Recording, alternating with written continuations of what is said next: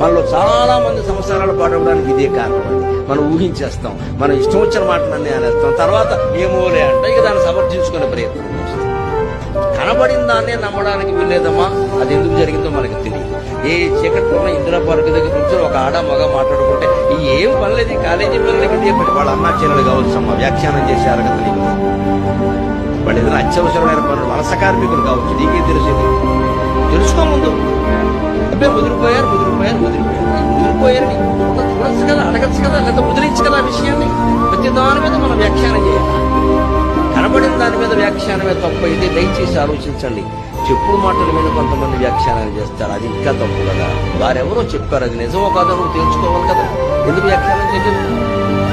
ఇంకా విచిత్రమైన విషయం, ఎవరు చూడక్కల్లా చెప్పక్కల్లా మన మనసులో ఏదో మోహం అదే నిజం అనుకుంటుంది. మనం ఊహించిందే నిజం అంటే ఎలాగా?